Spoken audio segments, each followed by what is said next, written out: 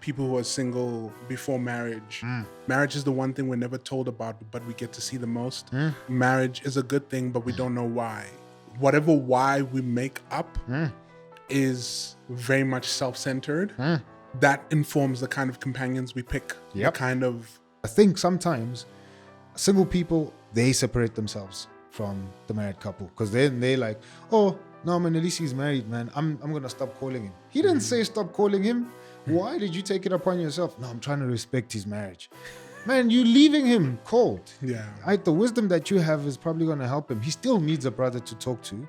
Mind you, when she did move, and I think I appreciate this about her, I'd communicated clearly that there's no guarantee that I'm going to marry you. You need to know that. Sheesh. Why did you even say that, bro? I think... Hey, what's up? Welcome to That Husband podcast with me, Black Newborn. Here we are husbands who aren't where we want to be, but certainly are not where we used to be. We are imperfect, always failing forward, trying to know better so that we can do better.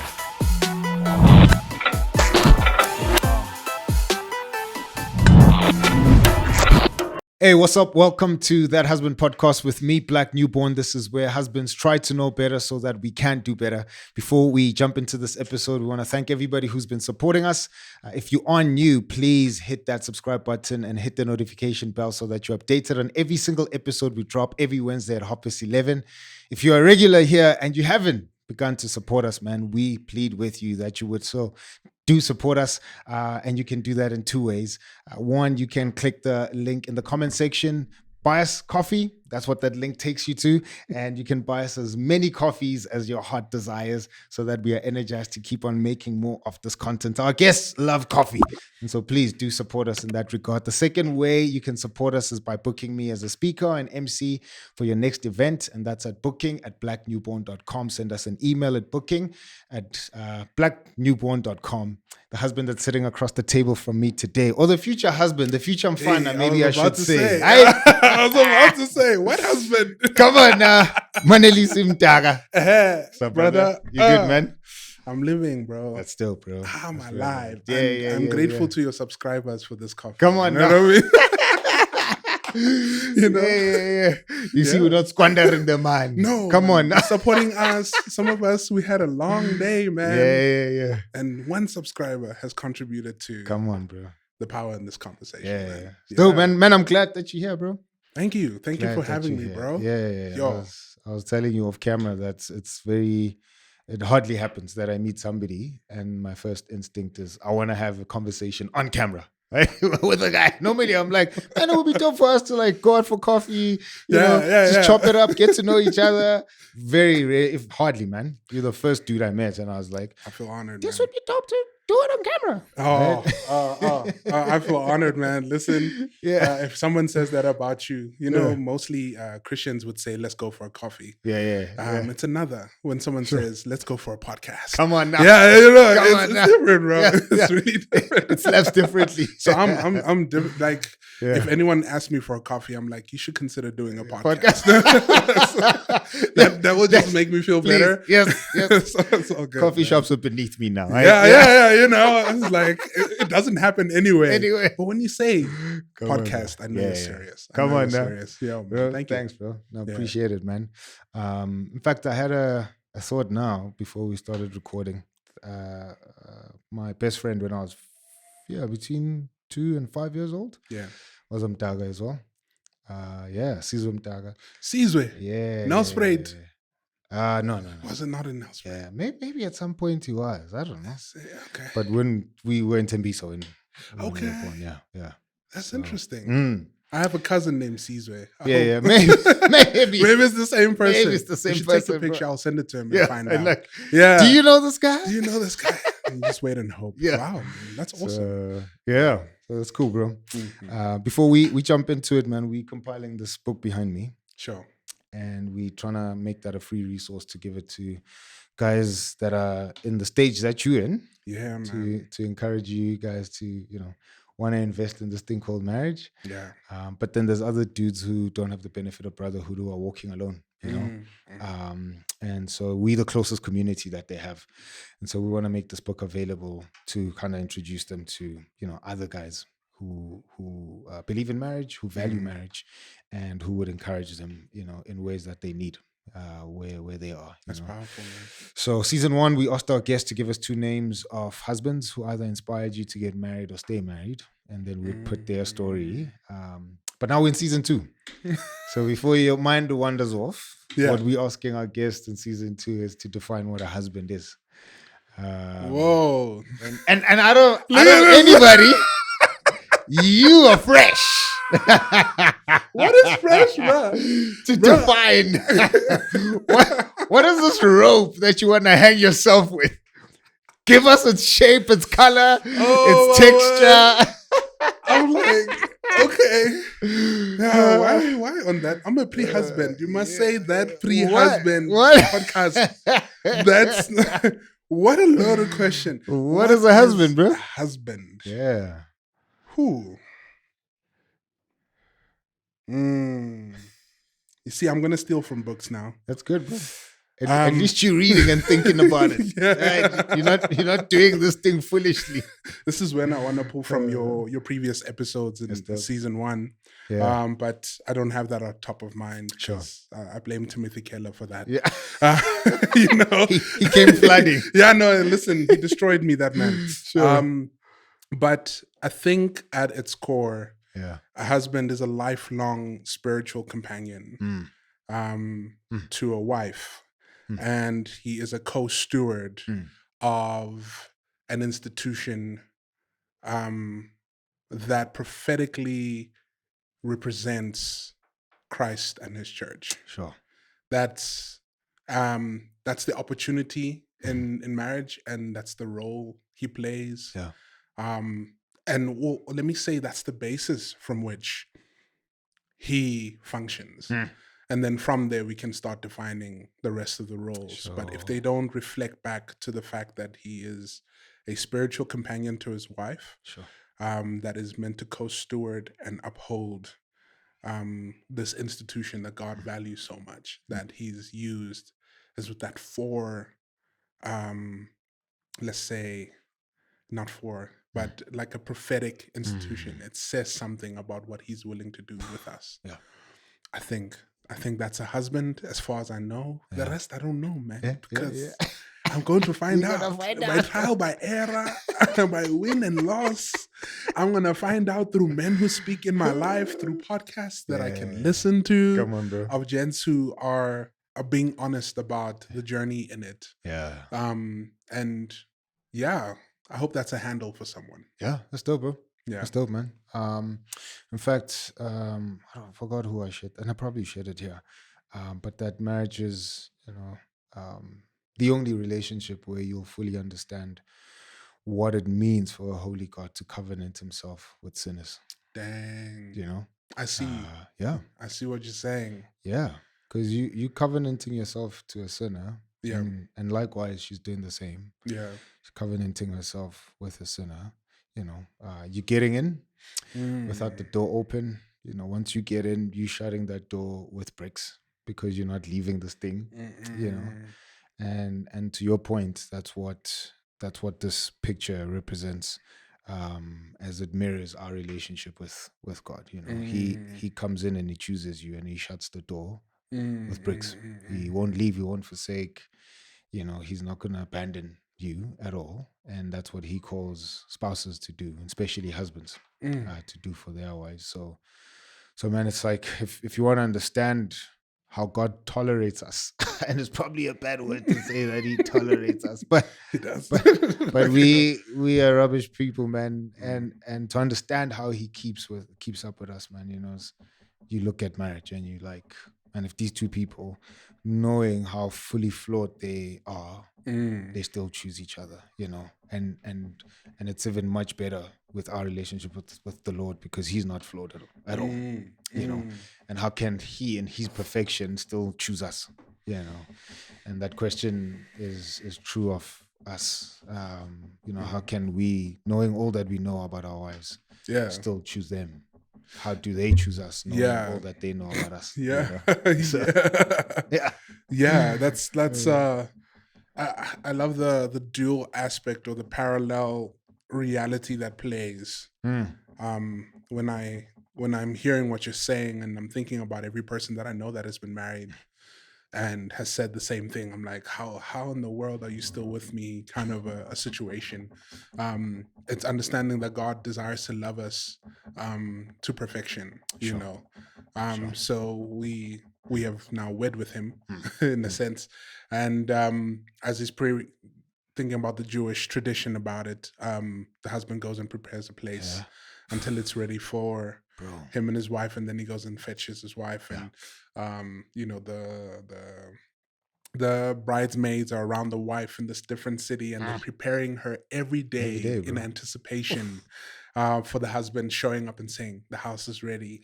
But what we get to experience as the bride within our marriages is it's this dual effect of we're being loved to perfection.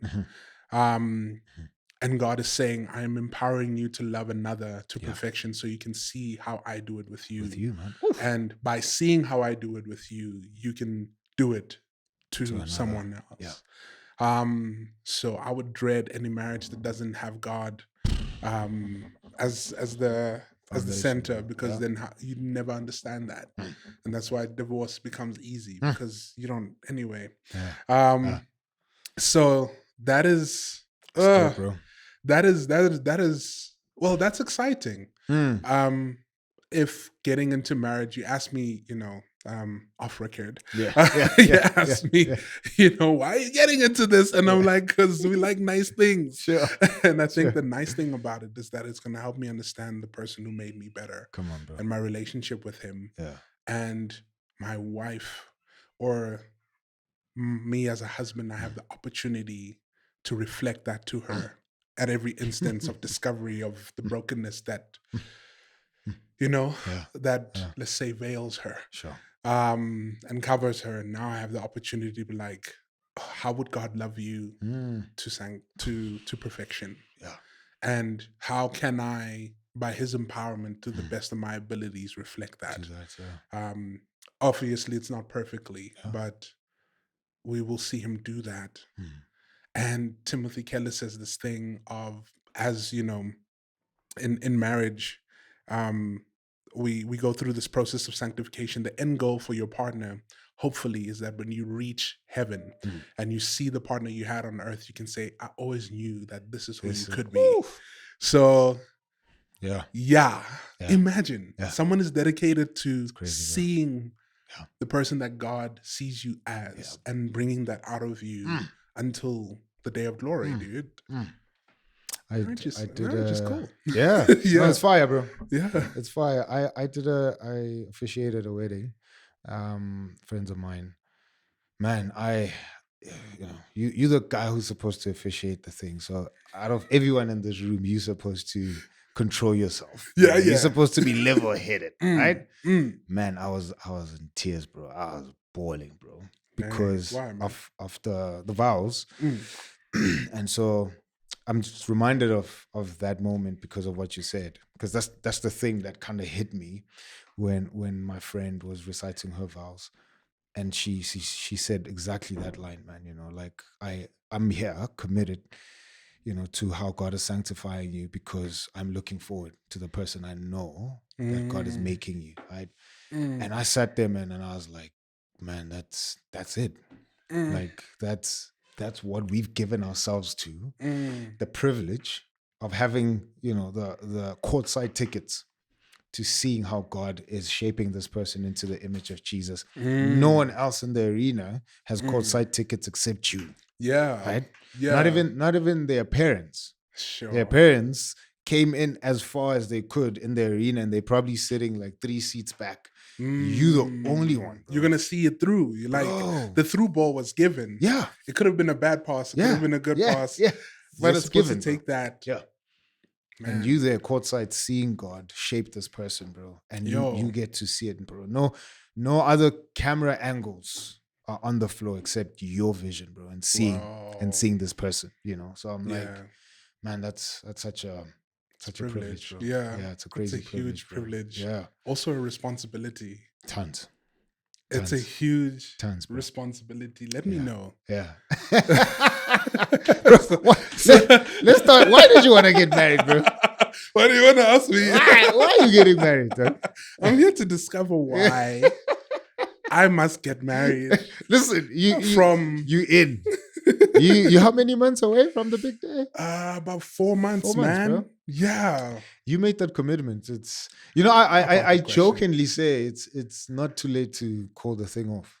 Listen, you in the engagement period, you are between cutting off the engagement and elopement. Yes. At all times. yes. At all times. It's a pendulum that swings. Yeah. And you just hope it sticks at elopement, but at the date you are paying all the money to make sure that the elopement is fancy. Yes, exactly. So that's the kind of thing you're going into. I think if I can answer why am I getting married? That's a great question. I think because of what I understand marriage to be and what I'm discovering marriage to be. Sure. In terms of its beauty. Yeah. I think I never knew how beautiful marriage can be. And I still don't know because I'm still going to experience the actual thing. It's like facts are ethereal. They hang, right? Yeah. But they never really root until you get a good experience of them. So like on paper, it looks very nice. But also it's very daunting because it is quite a responsibility. Yeah. It's a huge responsibility. Yeah. It is the closest form of discipleship we can have as people. Sure. And it's not like, it's very nice. Yeah. And I'm discovering more and more that the niceness of it is not because of comfort or now I found a companion and I don't have to be lonely anymore. I can finally have sex and not feel guilty about it. Come on, bro. I can have sex and have someone who commit to me. Yep. It's not that. Yep. Or someone can, I can have a companion I can pursue things with. It's more, there's an opportunity to be shaped and molded for the future. But it's going to come with challenges. It's going to mold your character in crazy ways. Crazy ways, bro. And I'm scared and excited about that. Yeah. I'm hoping to find out from you, like, how is the chipping? Yeah. What does that look like? Yeah. And how does that hit? What kind of impact am I supposed to be embracing? Because someone's gonna get to see my nakedness. Yep. In a way that I've never wanted to reveal it before. Sure. In a way that I think God doesn't see it, but He does. Yes.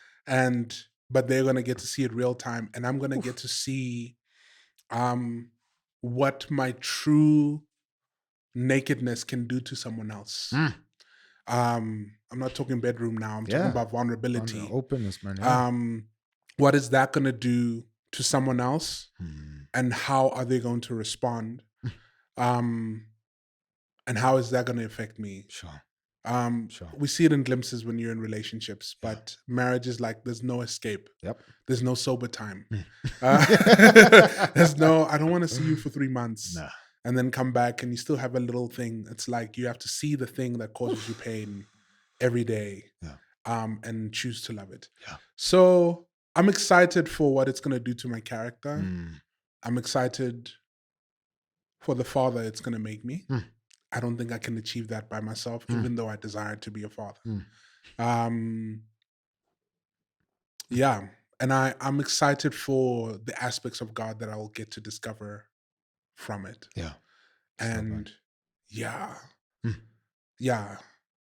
anyway. That's great, bro. Yeah. No, it's dope, bro. And I'm glad, that we're having this chat because for me, part of what our heart is here is to, kind of reinstate the value in marriage again.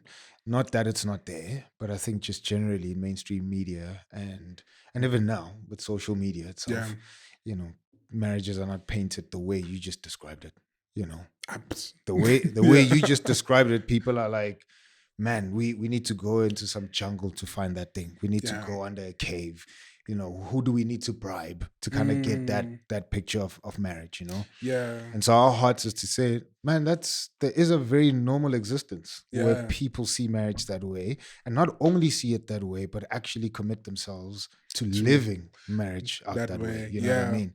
And so that's why I'm like, man, this is such a like a good call for us to sit down and have this conversation and paint that picture for dudes who are either where you are or just before, so they single, they see marriage as something that's valueless. The role of the husband for them is pretty useless, man. Like, why would you want to commit to one person and give for the rest of your life? For the rest of your life, give yourself headaches, quote unquote, you know what I mean? Why would you want to tie yourself up in that way? And so what you're describing is, man, this is not a tying, this is a liberating experience. This is a freedom that I'm walking into, the molding, the shaping, that's gonna come out. I wanna be like, I'm still at the position where I don't see it as a freedom, and most people don't see it as a freedom. Like, so why would you say it's a freedom? Yeah, that's dope. Because, man, I think, again, if it's important to you, which it sounds like it is, that you want to be molded into the image of Jesus, man, scriptures would make it clear that sin binds you. Sin robs you of who you're truly supposed to be. And so the more God chisels away at all those hard parts of who we are, all the parts of us that rob us of the joy that comes with being his child, marriage will do that. Marriage will be an instrument in his hands to chip away at all those parts compared to any other relationship. You can have a brotherhood, man. Like, I'll reach you to a certain extent. I'll be limited in that. Like you eloquently said, man, it's only your wife that will see you in ways that no one else except God would know. Not even your parents, bro. Facts. Not even your exes. I mean, yeah. Right. So when we hear, your wife is gonna see things about you that no one else has seen. People normally go to sex. They're like, what if I've had sex that with pimple there in your thigh? And they see that, and it's like, nah, it's all the shaping in real time, and the becoming the person that God intended you to be, that your spouse is gonna see, right? Because before marriage, man, we bring out our best representative, whether we like it or not, It's crazy. But in marriage, we become our best representative. We become who we actually supposed to be. Okay, I see you. Right? So before you bring in the dude who's dressed well, sounds well, you're gonna serve because you're trying to win the person over. Facts. Right? You're gonna be as patient as you can because you're trying to win them over. But once we cross the threshold of marriage, this invisible line, man, we tuck that person away without even knowing. And out of the closet comes out the real you, right? And then this clashing of universes begins. It's not even worlds, because you come with a worldview, you come with experience, you come with, your background, you come with your family, you come with all the other baggage that you have, and so does she. And so there's this clashing that's happening, so that this picture of Jesus emerges as you guys are rubbing up against each other, and so you'll get couples who experience this friction, and for them, because they're not thinking about the end goal, that the end goal is us looking like Jesus here. So then the friction becomes, a thing to get rid of, right? We want to pray it away. Right? Man, marriage is not supposed to be like this. And it's like, no, marriage is supposed to be like this, because no other relationship is going to shape you the way that marriage is going to shape you. So don't pray the suffering away, but instead, man, hold each other's hands in the midst of the suffering and ask God, man, like, where is this that you're taking us? We know that we're supposed to look like Jesus. Right now, it's painful. Okay. Right? And I want to let go. Right? I wanna go break the wall and actually escape this thing. But I need to hold my wife's hand and stay in this, because I know what it is that I might not see it and understand it, but I know that you're doing something and it's going to be beneficial for both of us. My wife is going to be, again, to your thing, by the time she gets to heaven and I look at her, man, I know how glorious that picture is going to be. Dang. So help me stay. Help me hold her hand. Right? I might even be the reason why we are suffering right now. Whoa. Right? Yeah. And she needs to understand not to attack me, but we dealing with the level of suffering that I've caused maybe in this instance. But even in God's sovereignty, God is doing something with that suffering. It's not going to go to waste, right? So how do we hold each other's hands and stay there, right? All of that to say that's liberating compared to a life of being bound to sin, compared to a life where your ego keeps growing, man. The older we get, right, the older we know more of life, the more cynical we become, the more our egos grow. Facts. But there's a humbling that comes with marriage, I mean, right? no doubt. Like, man, you're an amazing bass player. I But appreciate that. but your wife will say it doesn't matter because I know your underwear with holes, right? Like you can go on stage, man, and kill that thing, right? And she's like, man, I know you left skid marks in the toilet, right? Like, Skid marks. I'm try and act like a hero here. You're not the Right? you left the Humbling. crazy. All right, cool. Humbling, right? Yeah. So I'm like, man, and it's from that place of humility that I can then show up and become the bass player that not only takes glory for himself, Yeah. but is able to serve as he's playing bass to those that are listening to him. Yeah. Marriage will do that for you, man. Marriage will liberate you to show up in spaces as a better human, right, than you were before. And not to say that single people don't get to experience that, but man, marriage does that in a very unique way that Yeah. nothing else does. Not that I if see that. you're I see you. single, that's not, it's gonna happen. Yeah, I mean, Jesus is there. He's still doing the But work. marriage does it, man, in ways that no other relationship will do that, bro. I hear know? you. It's crazy because what you're saying now are things I've never heard in my entire life. Sure. So my Sure. generation or people who are single or life stages before marriage, we understand culturally marriage is a good thing. I mean, based on experience, Yeah. right? Yeah. Marriage is the one thing we're never told about, but we get to see the most as it plays out. And that's kind of That's crazy. sketches the narratives we Yeah. have around it. Yeah. But just on a generalized point, marriage is a good thing, but we don't know why. Sure. And then whatever why we make up is very much self-centered. That informs the kind of companions we pick, Yep. the kind of relationships we end up in. Yep. Sure. So, I mean, my end goal with finding a life partner and spending all this money on a wedding and going through the fights and everything so that I can be happy. But that's the wrong why. Sure. Sure. It's because being with this individual is an opportunity for God to make me something or to help me become. Yep. So if that's not set at the forefront of our minds, as single guys, girls as well, then we're more likely to approach marriage for what it's not. And we're going to miss out on what it can do. Yep. I mean, the common grace that God really does give is that either way, you'll discover it in marriage.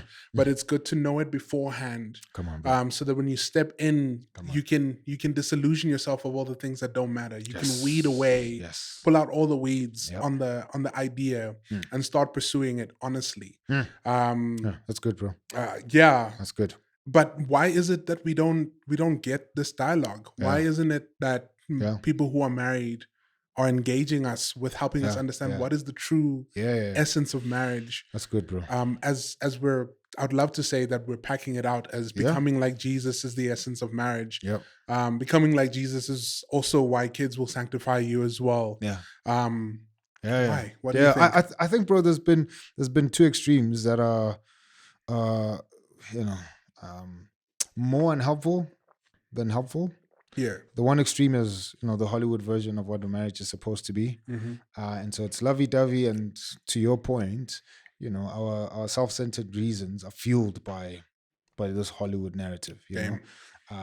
That's when you start hearing people use language like compatibility to determine, the kind of spouse that they're looking for, right? Where I'm like, man, compatibility is product language. It's not human language. You know what I mean? It is, bro. It's product language, man. Google. If you Google compatibility, the first few definitions are around computer components. Is this component of the PC compatible with that one? Okay. You know what I mean? And then you go through the other definitions. I'm like, man, I'm waiting for the human language in that thing. Whoa. Even Google is like, this word is product language and not human language. Right? Okay. Because once I look at somebody and I say to them, we need to be compatible in order for us to get married. The underlying question is, what are you using as the standard of compatibility? And it's always yourself. It's always yourself. Limiting. No one who says, are we compatible, says, man, let me determine if this girl or this guy is compatible to an external standard outside of me. Okay. In our case, it would be Jesus, right? Nobody would say that, right? So are you compatible to me? So I'm looking at what I like, what I dislike, what my dreams and ambitions are, what my goals are, and I'm trying to see if you fit into this. So then the other question I would ask is, what happens, which will inevitably do, what happens when your goals change because you're growing? So now is your spouse supposed to change it to fit that?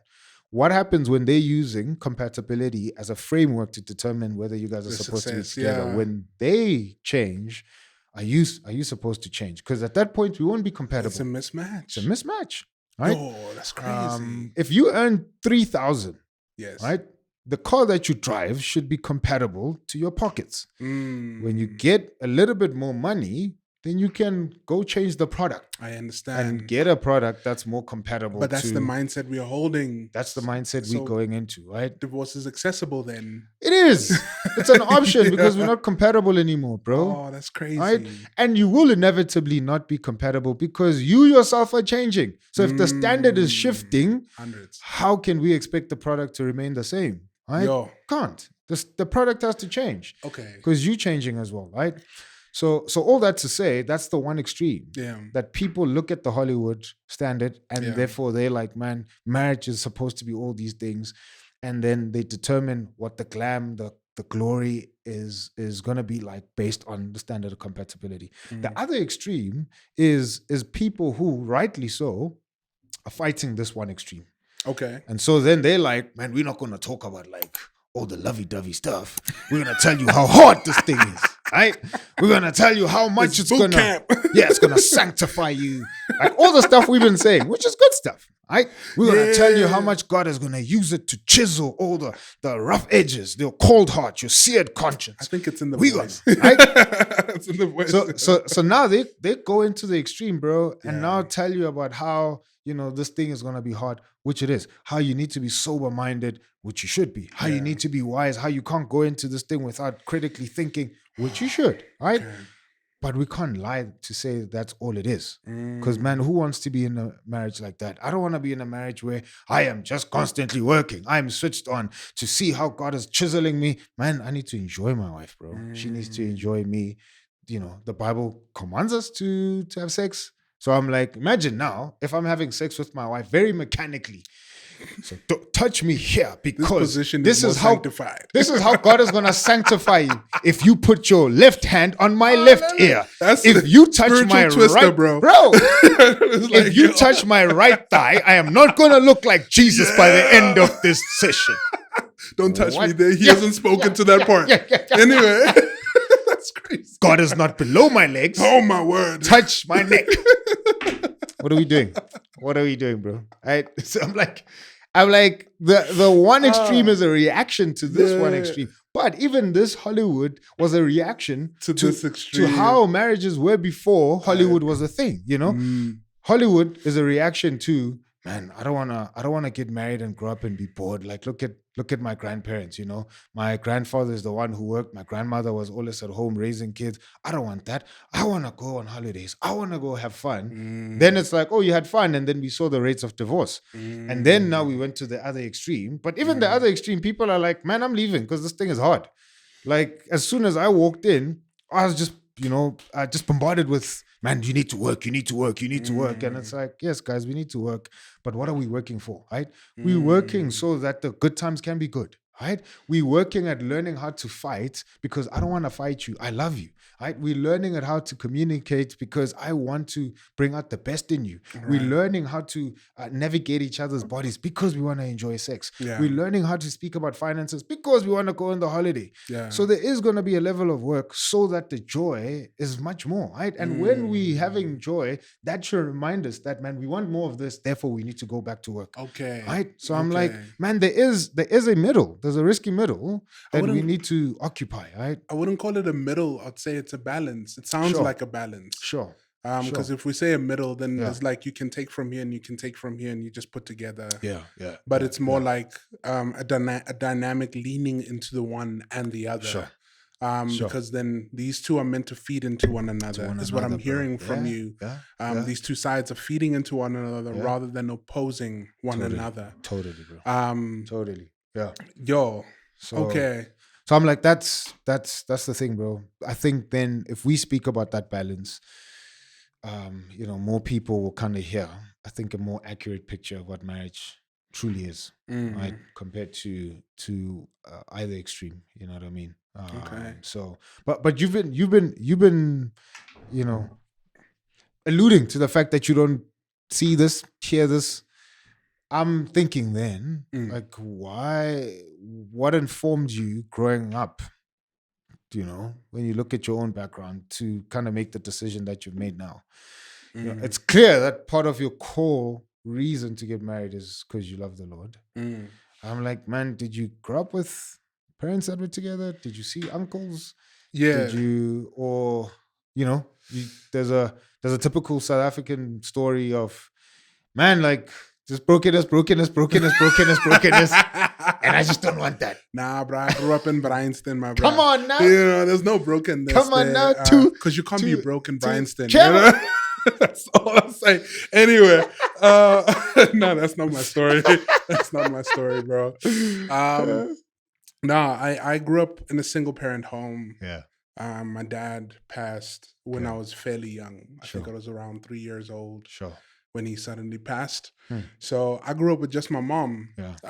So I never, me and my fiance are doing premarital counseling, or we did pre-engagement counseling as well. And, we were asked about our family backgrounds, and it was hard because some of the questions I couldn't answer as a result of the fact that I've never seen, was there conflict in the house? Yeah. With whom? Between I've seen my mom warn the spirit, but she went hard. But I don't know if that was my dad. That was probably a demon or something. Trying to enter our house, and she was like, "No." Anyway, but I never got to experience that dynamic, and let alone fatherhood. Sure. I couldn't do that. Sure. And man, it was so. Media probably was my first discipler in marriage, and then and I'm kind of like frustrated by the fact that the church only spoke about marriage in a cocoon ideology of once you get married, it'll protect you from what or. There was this preventative idea of the most robust topic on marriage is about having sex before marriage. Sure. And you can only have sex when you're in marriage. That's the best place to enjoy it. That's the most robust. Done. And I'm not saying that they didn't continue with conversations further into that, because they would have exclusive conferences and my husband what and wife and we are together what now and all those for the married couples. And it was pushed away from us as teenagers and we need more dialogue. Come on, bro. On that, because one, I didn't grow up in that kind of a situation. I lost my father, but there's so many broken homes. There's so many kids who are watching a dynamic of marriage that doesn't produce Christ. People can stay together, but they're not being produced into Christ. They're not healthy. They are holding things on by a thread. Sure. And sometimes it's so that the kids don't grow up in a broken home. and not because they're in a space where there's a thriving home that's developed. And one of the things that Tim Keller challenged us on, not even in chapter 1, the preface of his book. By the way, before you even get a book suggestion, The Meaning of Marriage, Timothy Keller, get into that before you even start dating. Just read chapter 1 to 5. That's all. That's all you need. And it will already disrupt your ideas and the ideas that media bring up. But we, as we alluded to earlier on, is that we choose our companions based on us and our selfishness. And that's why we have the people we have next to us. But we never think of what can I do? What will happen when the two of us come together? What happens to our society because of us being together? Because marriage becomes the rally space, the banner behind which you come back from the world. You are encouraged. You're, in war, there's a banner that soldiers run toward. And then behind it, they find safety, they find healing, and then they go back into battle. So your marriage is that banner. And when you're sent out again, it's supposed to uplift you. You know what I'm saying? So what does that produce in you? The type of person who would impact society positively. There's the practical things that are outside of us, and then there's the legacy things. What kind of kids are we going to have together that we're leaving behind for this world? We never think of that when we're choosing a companion. So that's why I say you must read it way before you even start dating. But I mean, I didn't do it, so I didn't know about it. But essentially, so what I think it was that thing I spoke about that kept me thinking marriage is a good thing. That thing of, I know marriage is a good thing, I just don't know why. And then I'll start, and the only thing I could observe was the highlights. Because when you're outside, you represent a united front. The first time I saw a marriage with fights in my life was I was in grade 11. That's late, 17 years old.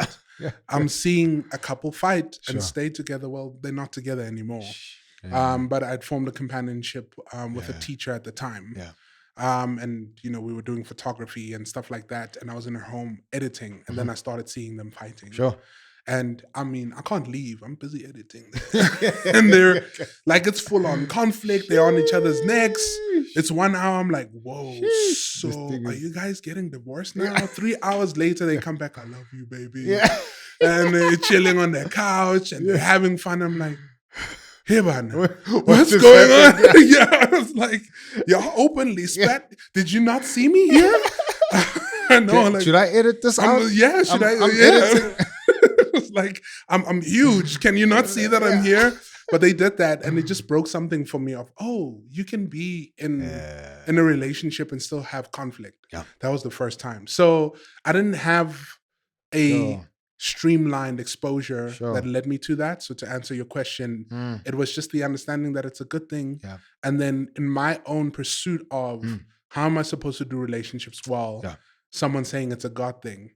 And I've never seen God give me a bad thing. I've never seen him. I mean, you get situations where things don't feel good to you, but all of it has been good for me. So I'm like, cool. Let's continue to research what it is. But I mean, now, just with my fiance, bless her heart, man. Like, I love the way she thinks. I love the way she does things with a curiosity. So when we entered our relationship, it wasn't a let's keep each other company. Let's not only it was a thing of let's not only keep each other company, but let us find out what we're walking into so that we can walk into it with both eyes open. And that began a process for me that detangled a whole bunch of things through her. And probably one of the motivations of why I'm marrying her is because I discovered what this thing can be, and I think you're the best person to do this with. But anyway, Still, bro. Sheesh, man. That is fire, brother. And I wanted to get more into your mind around, I mean, you kind of started it now. Why her?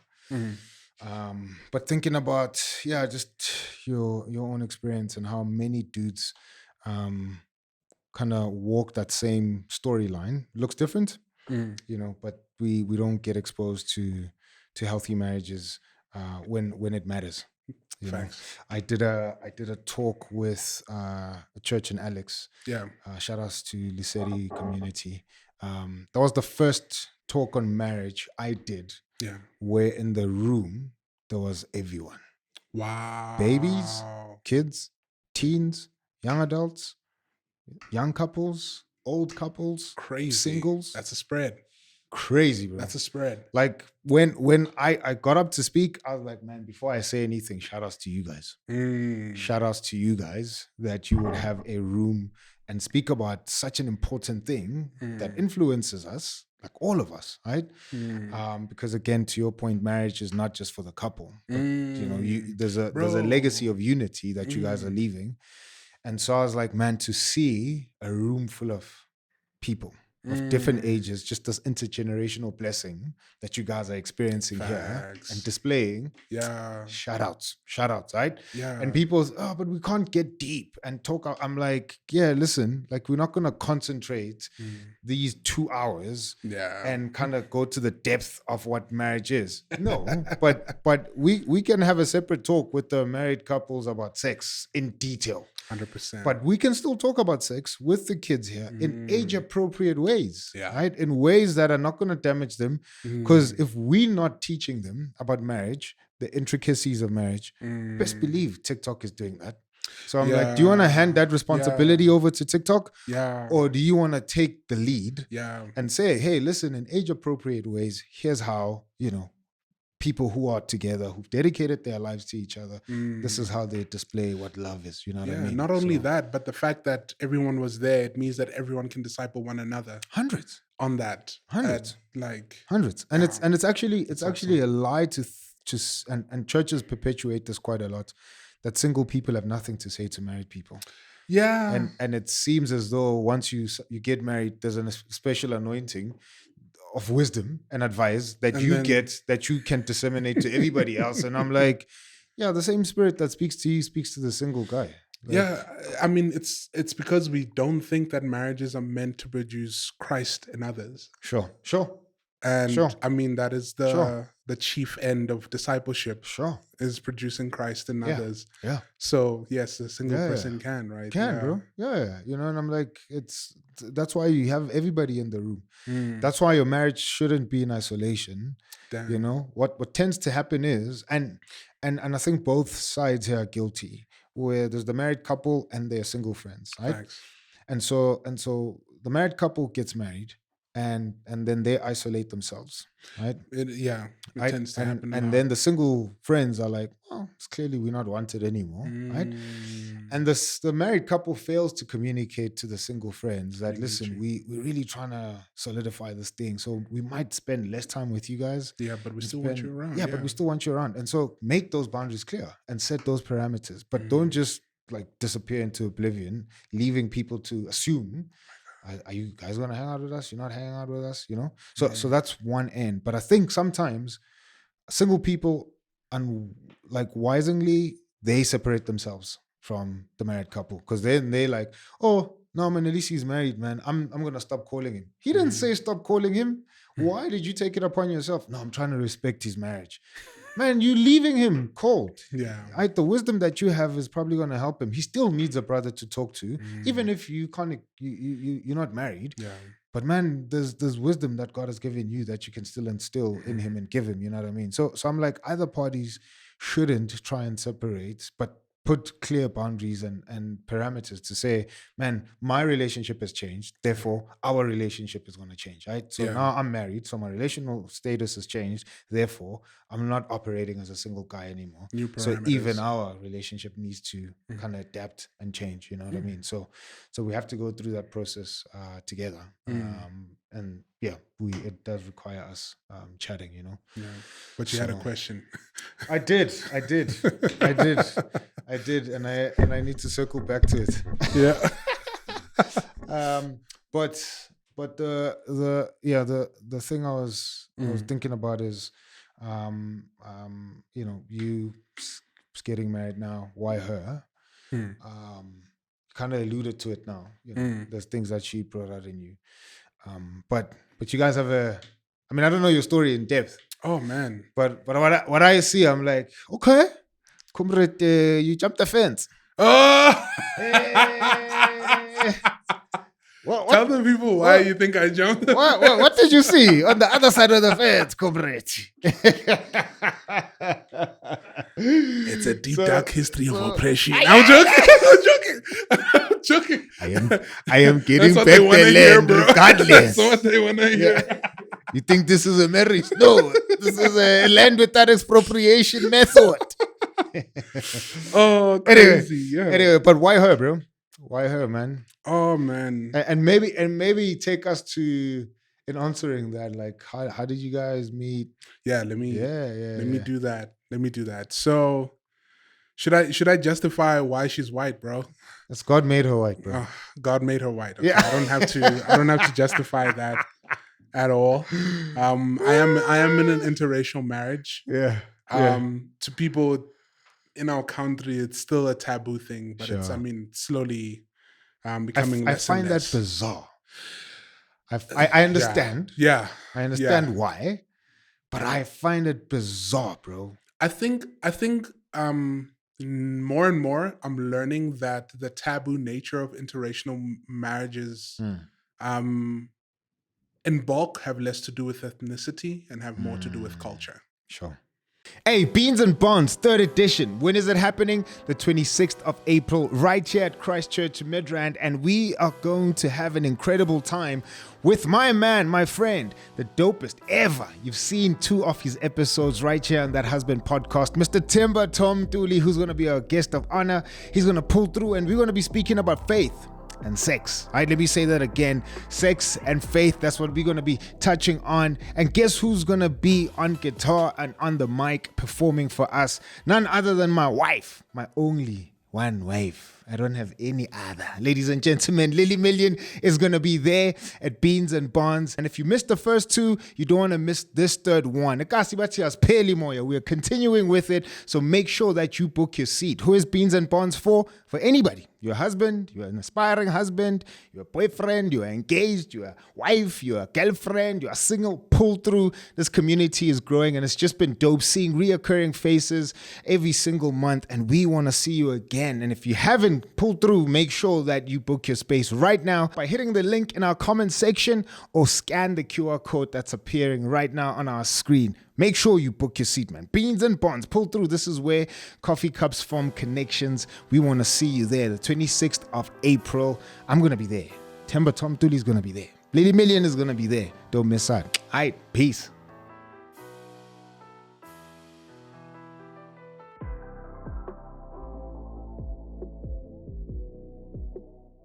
I think more and more I'm learning that the taboo nature of interracial marriages in bulk have less to do with ethnicity and have more to do with culture. Sure. Yeah. Sure. So that's fair. If we think about extremes in life experience, that is like, how do you guys make it work? Yeah. Because I look at people and I'm like, how do you guys make it work?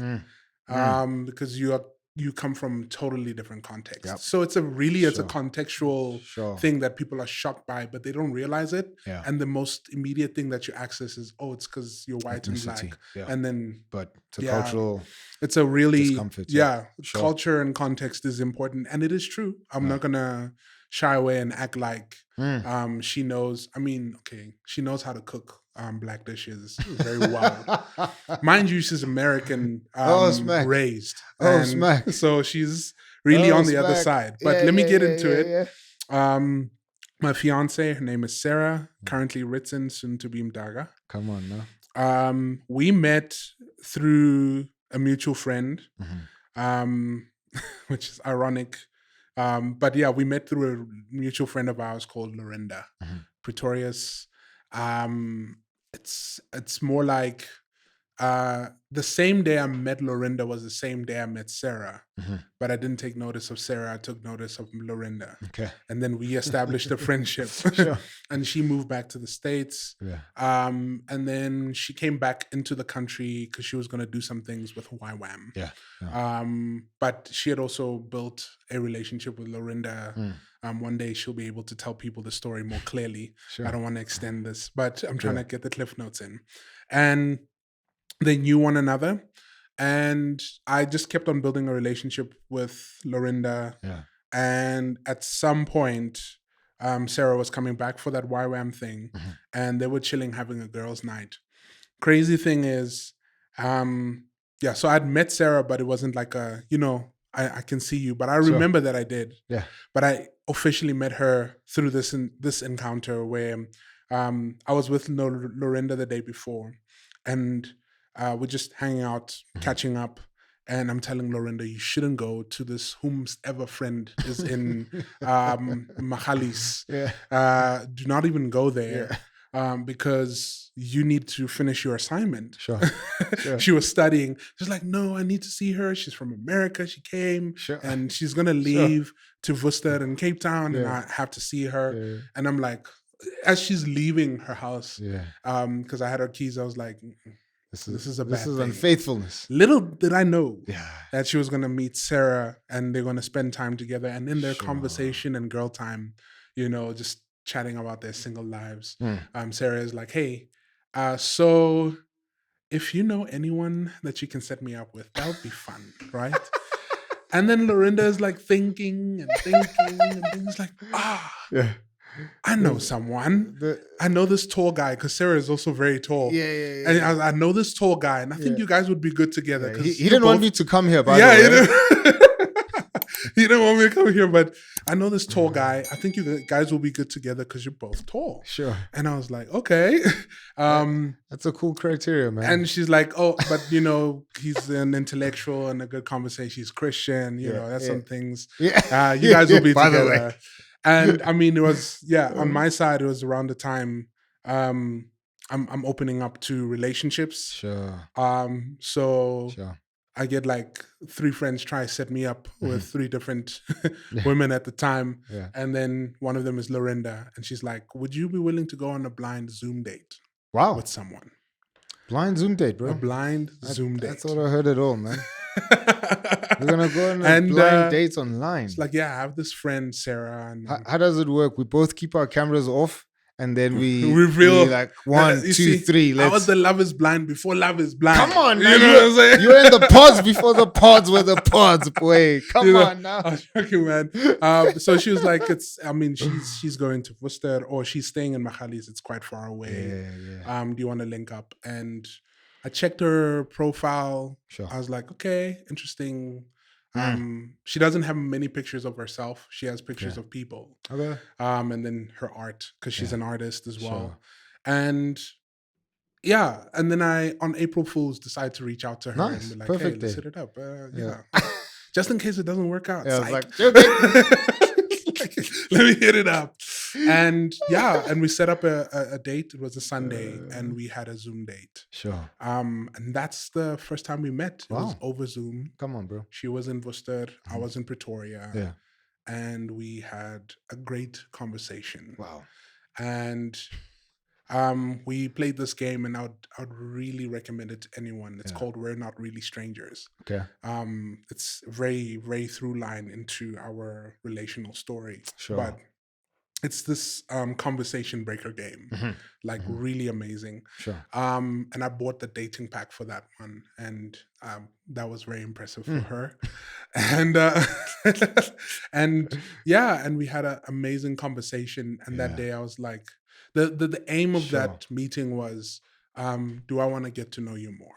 Yeah. Then I got to know her more. 3 months later, I had to make the decision of, do I want to go into a relationship with this person? And then I flew to Worcester. Come on, bro. To ask her out. Hey, you're not playing. Yo, I had community. They really encouraged, motivated me to go and go ask her out. So a thing I wanted to do that was very serious and important for me was the experience of the person is important. Yeah. I'm a quality time person. There's something about me that's not okay with us and the screen. That's not giving me enough information. But I want to go there, and when I'm satisfied there, I'll ask her out. Come on, bro. So I fly there. I've never flown before at that time. You serious? That was the first time? Yeah, first time. First Zoom date, first flight to go meet First this. flight. Yes. First, first time in Worcester, and I get to interact with her. She was doing a communication school in You had to YWAM. marry this girl. Yeah. Oh, she would have. Oh, that's too much. Hey, bro. She's done way more than what I could. But I think earlier on in the relationship, she established one, she's from the States. Yeah. But also that she's going back there. Sure. So she's only here for the length of the communications course. It was 6 months. Yeah. 3 months in, Yeah. I went to see her, spend time with the people there, got to know her. I wanted to see her in community before I could make the jump. I was satisfied, asked her out. She told me, no, wait. She said she doesn't have an answer right now. And I'm my flight, dog. Like even my Zulu is coming out now. Oh, yes, sir. Sengizobuyela ke endlini anginayo. Benganampendulo mama. And I came back, bro. Bro. She said, She said, hold up. We had some real serious conversations about how are you going to do this, because it's going to be long distance. Is this something we ought to be pursuing? And we don't know how long it's going to be long distance. And she was like, I'm not too sure I can give you a full yes yet. Wow. So I'm gonna go back home, and we're not going to speak for 2 weeks.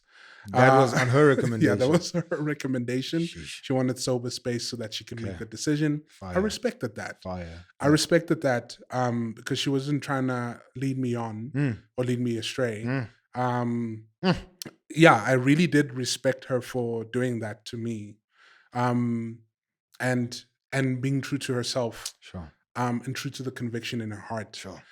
Whether that, she would later say that it was fear that drove her from saying yes immediately, even though she knew that she wanted this.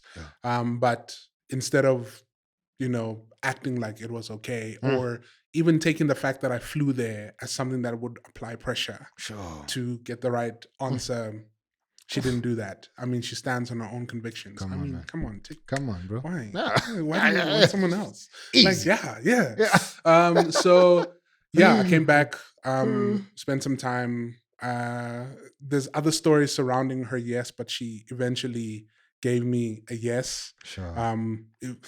She played this hard to get thing of tell your mom about me, so that I know, before I say yes, I need you to tell my mom. I'll tell your mom about me. Yeah. And I was like, why?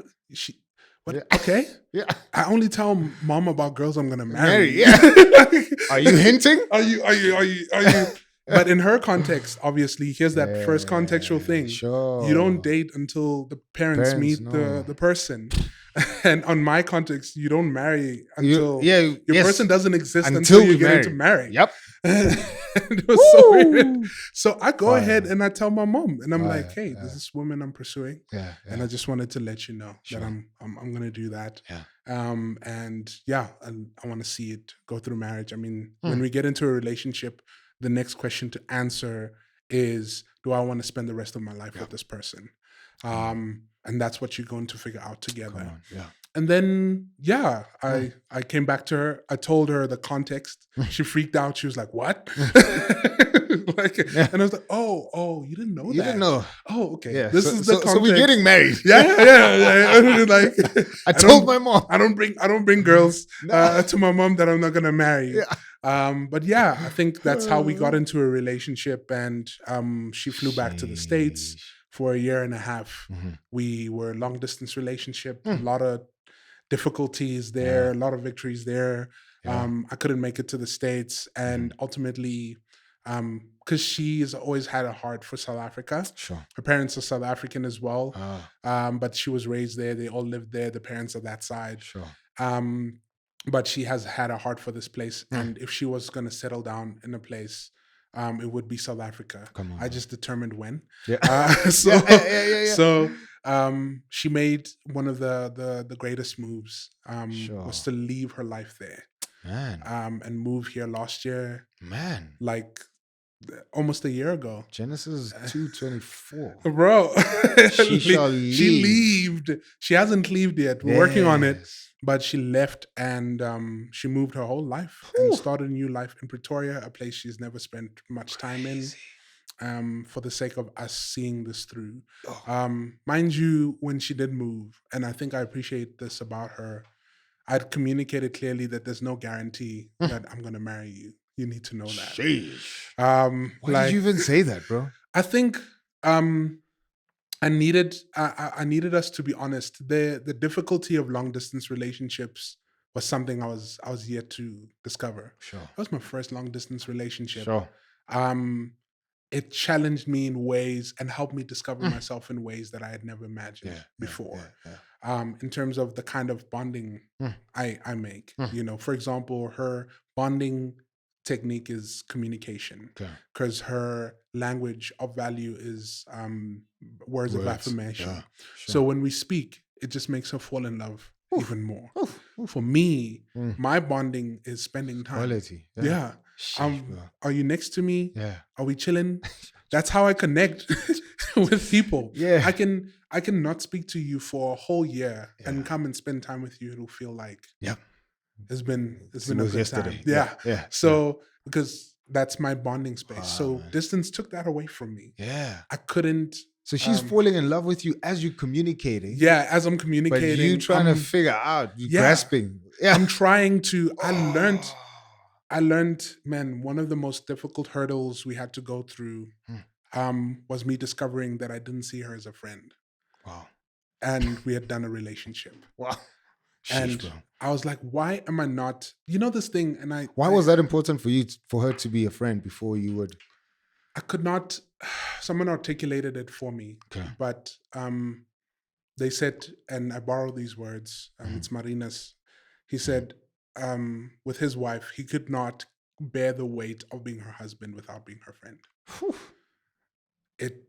Friendship is foundational to the responsibility of husbandry. Well, that's not the word, but husbandhood. Yes. Husbandhood. Yeah. Found out husbandry has to do with with horses.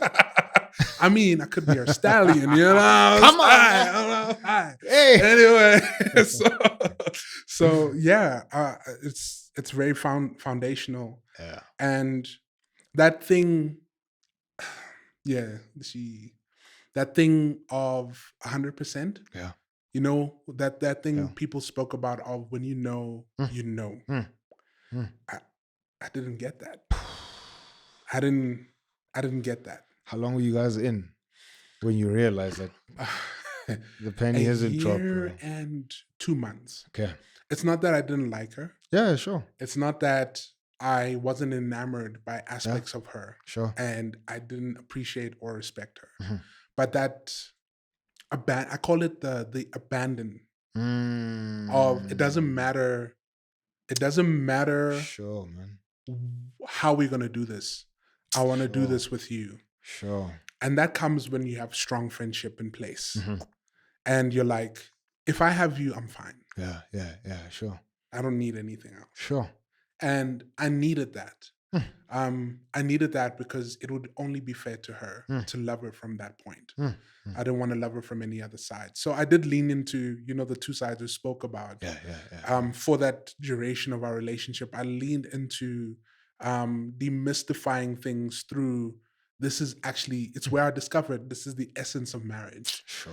Because I was asking that, do I need the romantic feelings to make this work? Do I need like immediate chemistry to make this work? Sure. And I'm asking husbands and they're scratching heads. And I'm like, guys, I'm not feeling this 100% thing. Yeah. Is it wrong that I want to continue to pursue this girl? Sure. And then I told her it wasn't the most easiest thing for her to hear. I think it was heartbreaking. So it felt like a betrayal. Sure. How did you handle that, bro? Prayerfully. Okay. Asking God, like, what is it? I think it just really created that, what is the meaning of marriage? Yeah.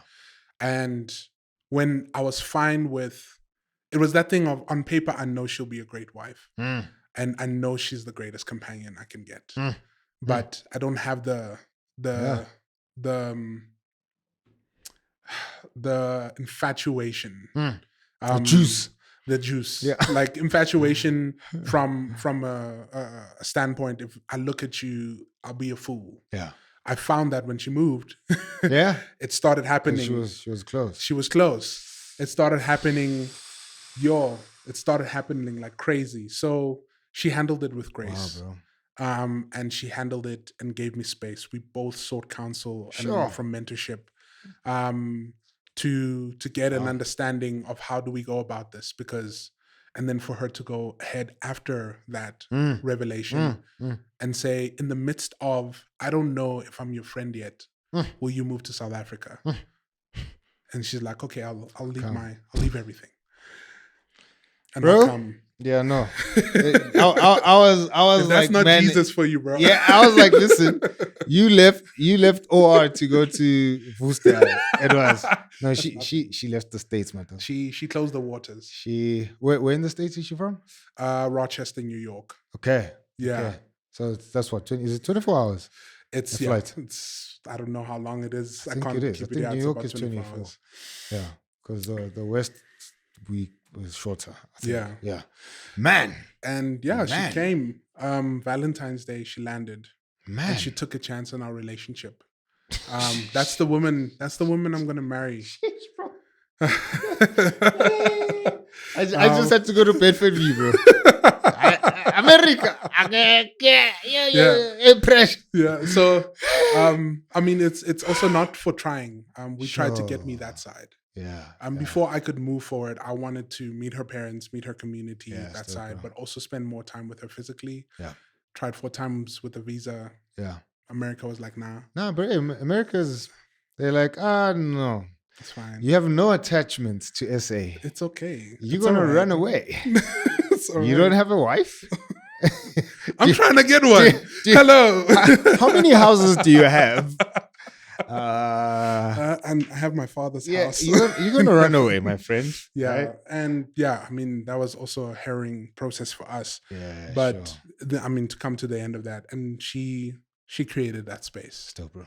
And I came, and she came, and we started building a life together. Sure.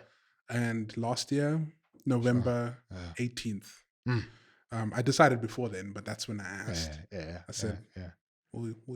Will you do forever with me? Come on, man. And Come on, bro. Yeah. How long were you guys together before? So it's at that point, maybe we can say 2 years. Yeah. Still. That's how long. Sheesh, man. So And she said yes. she said yes. It's one of my favorite things that I've done Yeah. so far. Yeah. But not for the reasons people think so. Sure. My aim was to surprise her, and because she's hard to surprise. Yeah. She's that intelligent as Sure. an individual, and the fact that when I did what I did, can I go into it? Yeah. Can I? Yes. Yeah. Please, So bro. yeah, 2 elements that I wanted to have was, what's the one thing that has kept us in our relationship? Sure. That's we're not really strangers. Yeah. So it's a card game. You pull alternating, asking questions. Yeah. And then the second thing was, what's the place that we gathered that I've seen her the most happy?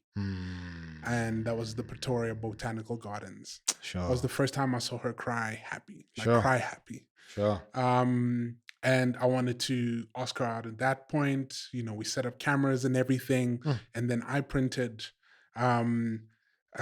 duplicates. I went to the printer. I said, we're making this exactly like the cards that are in this deck. Yeah. She must not even tell what's going on. Sure. And then I asked a question that was, we're not really strangers-esque. To ask her out, and I wrote it down. I printed about 10 of those joints. Come on now. I only brought 4 that passed the test, the quality test, and I stashed them in the game. And the hope was that she would be able to pull out the card herself. And by God's grace, she was the one who pulled the card. Come on now. And she read it.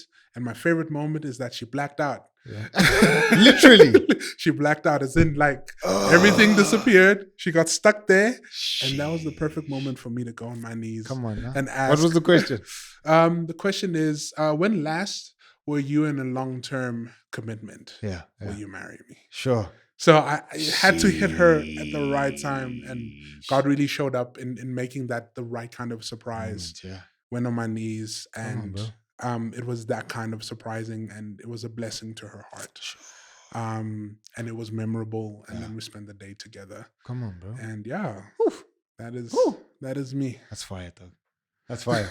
Yes, sir. That's fire. I feel like we need to take that whole story, put it in the book, bro. clean, no edits. Sheesh, Yeah, bro. man. But yeah, God has been gracious. Yeah. Yeah, that's good, man. And It's good. yeah, I'm grateful for her moving here. Yeah. Because I wasn't gonna find the things I found if she was still there. Yeah. Yeah. Yeah, that's dope, bro. It's loving sacrifice, right? Come on, though. Yeah. Congrats again, bro. Thanks, bro. Yeah, it's pretty dope. Two things. One, in your story, you had said, before the blind date, you were not dating before that. What had caused that? I wouldn't say I had never dated. Yeah, sure. But I was in that space where intentionally. my heart is closed. Sure. I'm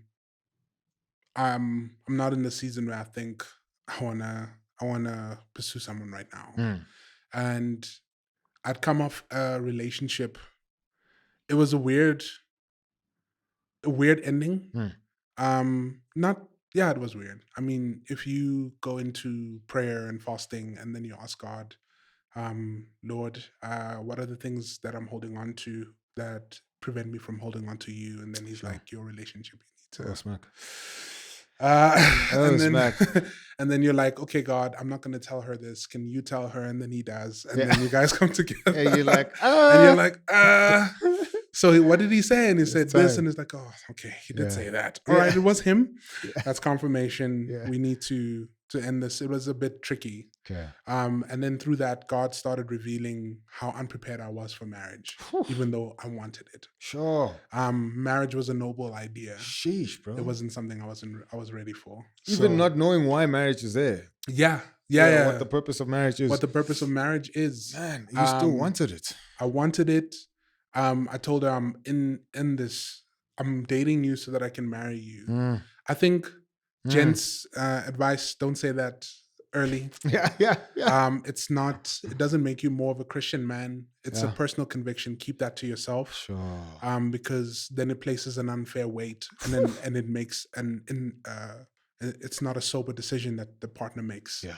And especially when it comes to marriage, I had a conversation yesterday with my fiance, and she said, for women, that is a thing that they desire a lot, bro. And there's a natural desire, but also societally drilled in. Yeah. Unless you've had a bad experience of it or see it in a bad light, but it's the one thing they have, but they cannot control when it happens. Bro. So when you come into a relationship and you say that, she immediately thinks, okay, this is my chance. Is it. Yeah. And that just opens up a whole wormhole. You can assure her of your commitment by pursuing her well. Yeah. You don't have to use those words necessarily until you know it's time that you're going to do that. You know what I even advocate for, bro? And I know, it's not popular, which is fine. It's to your point earlier, where I'm like, man, there's many things I can learn about somebody at a distance if we're friends. And what I'm doing for a significant amount of time is just doing my own homework. You know? So be around the same community, ask questions. Ask questions, bro. See her when she's serving at church. See her when, she's with other males. See her when she's, doing grocery shopping. How does she treat the lady at the spa? How does she talk to waiters? Whatever. We can do that as we hang out together in a group. And for a significant amount of time, if I'm the dude and I'm pursuing, man, I'm just intentionally taking notes. But we live in a culture where dating is such a new phenomenon, less than 100 years old. This thing is evolving faster than we actually understand what it is. Sure. And so it's taking different shapes with different generations, and especially now with social media. Yeah. I think the evolution of dating is so rapid compared to 50 years ago. Yeah. Right. And so I'm like, man, this is a monster. It's a machine that we don't really have a handle on. And so I'm like, slow the thing down. Dating community, and what I mean is be friends in community. Facts. And just ask questions, bro. So I think she's cool. What do you think? I'd ask your homies, ask her homies. If she's part of a life group, a cell group, whatever the thing is, ask the leader. Man, how is she? I'm gonna come join this life group for the next 2 months because I just want to see her, right? Hundreds. And see how she is, man. I'm gonna ask other people if I have access to people that she works with. So how is she at work? How does she talk to her boss? If she has a dad, how is she with authority at home? If there's little siblings, how is she nurturing? Is she caring for them? What's the thing? I can pick up all of that stuff so that by the time I'm like, man, I actually want to date you, I could probably confidently say that at the beginning, unless she's like, I don't want to get married, right? But I can come in saying, man, I'm dating you with the intention to. Why would you have intentions to date me? Here are my receipts. Yeah. Like for the past 3 years, man, I've been asking this guy. What's going on? Just say. You dated her for 2 years. Just say. But that's logistical, bro. Just say. That's fair. That's fair. That's you know why? And part of it is because I and again, very, very subjective opinions. Yeah. I don't advocate for people to date longer than 3 months. Bro, if 2 years is fine, bro. Even 2 years, I'm like twitching. What are we doing? What are we doing for over a year? Yeah. Right? I saw this couple who said they did it for 10 years. And it's hard then to kind of impose my theory on them because they dated for 10 years without touching, without kissing, with nothing. There's an anointing there we need to uncover. Where I was like, bro. 10 years. 10 years. 10 years of dating. What kind of... Were you 3 years old when you started dating? Were you 8? You guys were 8 years old. Are they on vacation? Bro. No, bro. I was like, so when I saw the thing, it said dated 10 years without kissing. I'm like, yeah, maybe because you did other things. Yeah. You didn't kiss, but you did other things. I'm sure. But anyway, I was like, man, I advocate for 6 months, bro, 6 months to a year. So, and I get it logistically on your part, 2 years. I'm like, fair enough, because for me, I haven't found or even heard a valid reason for why somebody would date longer. No, we're sorting out our finances. Are you gonna be sorting out your finances when you're married? The whole time. Even when you're married, you're gonna sort out your finances, right? Well, I'm trying to get to know them. You'll never get to know them. Even when you're married, you still learn. Bro, 11 years in, I'm like, who's this chick? Right? Yeah. She's saying the same thing. And not in a way like the surprising things. It's just she's growing, I'm growing. I think us gents need a guideline as to what are the things we're meant to be looking for. Sure. And even if it's, and explaining to gents, here's the preliminary checklist. Yes. That you will need for wherever you're going. Yes. Just 1, 2, 3 things. Yes. That are important. 100, bro. And I think that's what they should want that as well. They should want it, yeah. I say that to say this, and I want you to continue. Yeah. And I'm exposing these gents. If you're watching this, sorry, but I'm not gonna call you by name. Hey. But there's 2 guys I was chatting with, and they're like, yeah, man, we're trying to figure out this marriage thing. Maybe we're not ready. And I was like, okay, tell me why you're not ready, Mm-hmm. And so they like fishing for answers. I'm like, okay, let me assume, right? You're gonna tell me, you need to sort out your money. They're like, yeah. I'm like, dog, you have an iPhone watch. You have an iPhone, my dog. I'm like, I can tell you have New Balances. You telling me you don't have money. You just don't have money for this thing. You have money for everything. It's not a priority, my dog.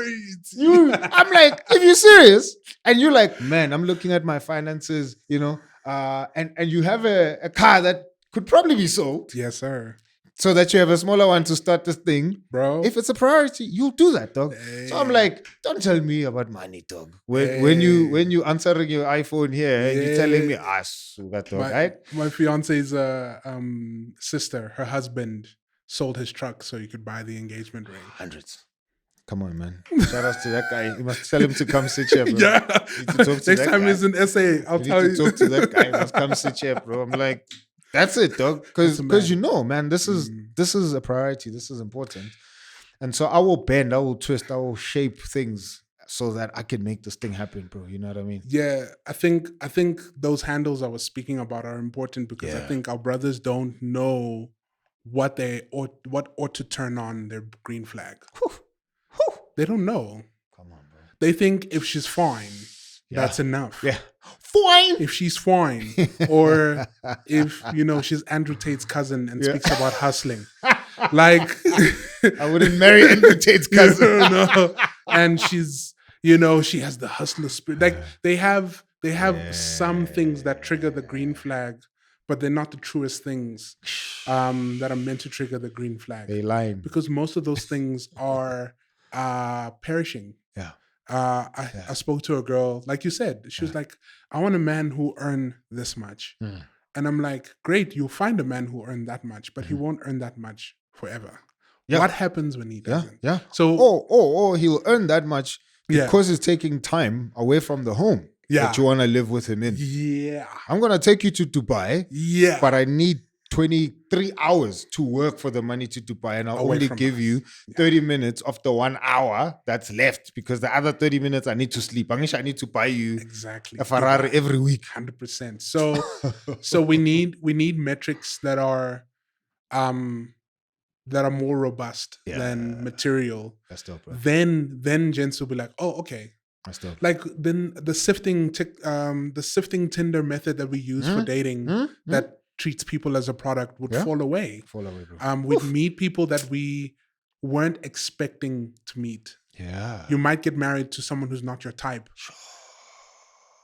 From a product list perspective, but can hold it down for you. Come on, bro. Most people actually discover that Yeah.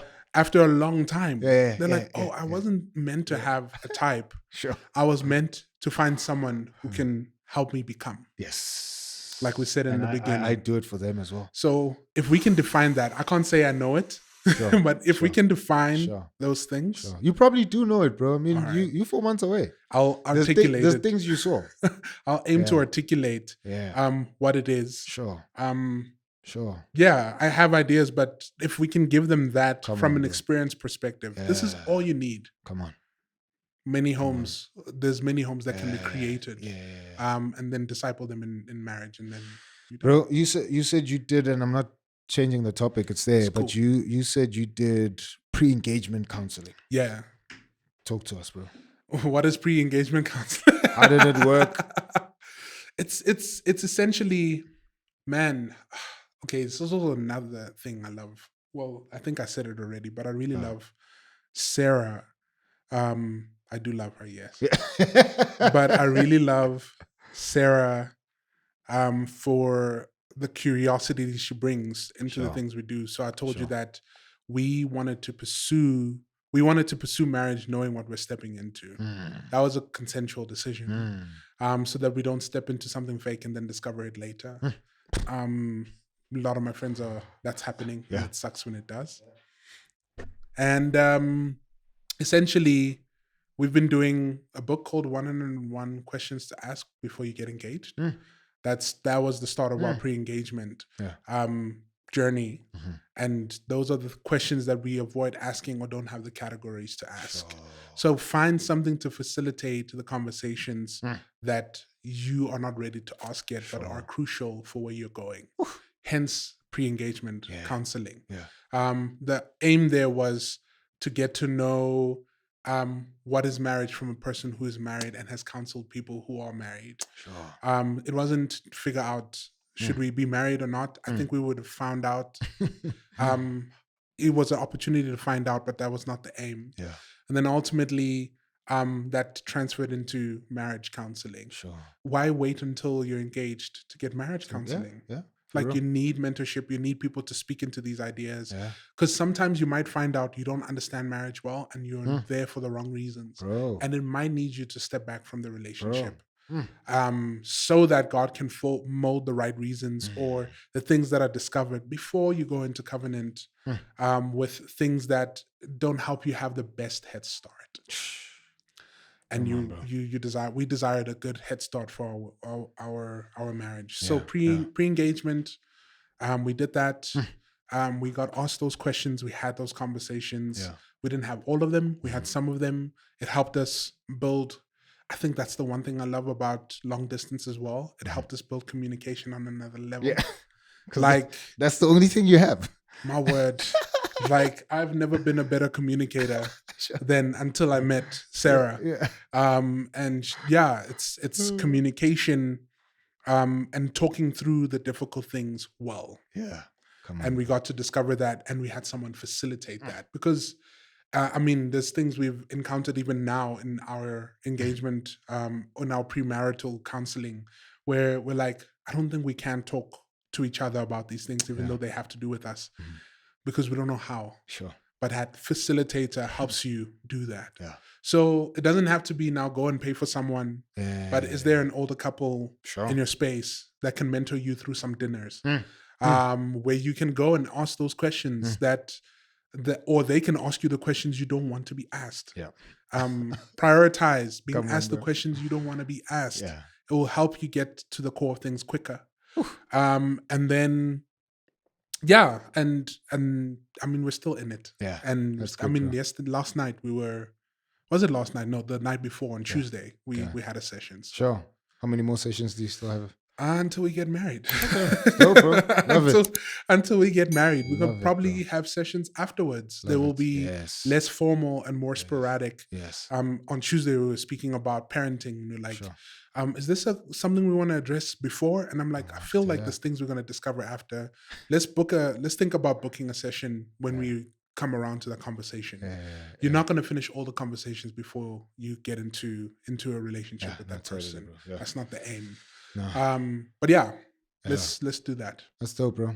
No, that's great, man. You had said at the beginning that you were looking forward to a couple of things. And maybe as we wrap up this chat, bro, maybe what's the one thing that you like, man? Yeah, see, 4 months can't finish quicker. Yeah. Yeah. I don't want to lie. The poon poon is there, bro. I don't want to lie. I'd be lying. No, that's good, bro. It's there. You need to love your wife. Y'all don't need to cut that. It's fine. No, we're not cutting that. You need to love your wife, bro. Listen, man. I'd be worried if you didn't want to love your wife. Let me explain why. Explain why. Let's keep it short. But I grew up with an addiction to pornography. Sure. Pornography and masturbation. Yeah. That if we speak about media shaping our view on marriage, it definitely shaped my view on sex. Man. And then, God went and delivered me, is still delivering me. Come on, bro. In fact, he's discipling me as he's sanctifying me. I don't think I'm out of that journey. It's going to be a lifelong journey. Sure. I'm learning it's going to be a lifelong journey. Sure. And one of my fears was that it had distorted my understanding of what that is meant to be. So I was very much afraid at some point of that first night or the first couple of nights and months and year of what sex is going to be. And God was like, oh man, you're missing out. This is an opportunity for you to discover what I really meant for it to be. Bro. Oof. And in the right context. Oof. So I'm also not a virgin. I've done the deed a lot of times. Sure. And the place I was doing it from then was not the best place. Yeah. And did not have the right ideology. And God is like, now you're gonna get to discover what it's actually meant to be, because you've been missing out of how I've designed this thing. Man. And it's the journey of discovering someone's true vulnerability over time as they evolve. Yeah. It's never going to be boring because they're ever evolving beings with ever evolving desires, and you're going to learn how to serve them well. Come on, bro. Whereas sex was sold to me by media as something that serves me, now I'm going to discover what it means to serve bro. Another. Come on. Through this act and find enjoyment in serving. Come on, bro. Like, I can't wait for the beginning of expressing that. Yeah. It's going to be wonky. Yeah. In the beginning, it's going to be awkward. Yeah. And that's a part of it. That's good, bro. And it's going to be our memories to keep. Yeah. And things to laugh about. Come on, bro. And things to get right. And when we do, we celebrate in the most...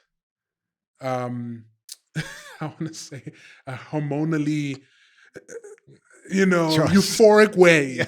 The victories that you discover of sex, you celebrate in a euphoric way together with someone is staying. Come on, bro. And is not going. I'm excited for that adventure. Not to get to do the deed. Sure. But the journey of discovering her body, her pleasure, and how to serve her. Come on, bro. And I hope that translates in how I serve her in our life. Everywhere else. Come on, bro. So yeah. Man, that's dope, bro. That's dope, bro. Appreciate you, man, and thanks, Sarah, for us. We need to have you after. Afterwards. We have to. A year later. We have to. No, years too much. Billie Eilish. Years too much. We need a couple of months after, bro. It would be dope. Yeah, just to hear experience of what it was like to, cross that invisible line. Because there's a line you cross. There's a line cross, bro. I've heard. It smacks us at different times. You cross the line. Some people it happens at the altar. And some it's later. Yeah. You've seen videos of guys who pass out at the altar. I'm like, there he is. He's crossing the line, and then his knees are wobbling. Go on, I'm like, guys, his palms are sweaty. Yeah, his arms are heavy. Right? For some of us, it happens, bro. After the first year, 2 years later, where you cross the thing and you're like, smack. There's no turning back here, right? Wow. And there's a feeling of arrival. I've arrived, and this is gonna be home till Jesus returns. Whoa. And so, man, it's always dope to kind of chat to somebody after they've crossed the line. So that's why I'm like, man, it would be dope, just to check in, and see where you're at. So please thank her for us, man. This is much of her story as you've shared your side, but you're a fiance because she said yes. Yeah. You're your future I'm husband grateful. because God has said you've discovered a good thing, right? And all the favor that she brings, yeah, right? Yeah. So you were so were much that more. label because God has gifted her to you, and so man, shout outs to her, and please thank her for us. I will do. You know what I mean? And thank you, bro. Thank you for sharing your story. And I just feel like we just started. Getting into it, bro. Yeah, I was like, oh smack, like why does it feel like we just started? Me too, bro. So that's why I'm like, man, we need a part 2, bro. We got it. We need a part 2 after you've crossed the love to do threshold, that. bro. Yeah, so that'll be dope, man. Wow. Thank you for inviting me, and also thank you for what you've opened up in my thinking about marriage just through this conversation, man. I really appreciate that. No, that's dope, bro. Man, appreciate you, bro. Yeah. Guys, thank you so much for tuning in. Please leave your comments. We'd love to hear your thoughts about what it is that we chatted about, man. There's so many things that we touched. And I know that, it affects different people, different stages in their relationship journey. So we'd love to hear your thoughts on that. So please don't forget to, engage us. We'd love to, just kind of dig deeper. There's certain things that we said that you want us to double tap on, unpack. Let us know, right? Don't forget to subscribe if you haven't. Don't forget to hit the notification bell so that you're updated. Every Wednesday at 11:30, we drop. And help us to continue celebrating husbands. Help us to continue championing husbands who want to know better so that they can actually show up in a better way, healthy way in their marriages, because that's how we're going to change this country, man. All right, from me and the team here, we'll see you next week Wednesday. All right, peace.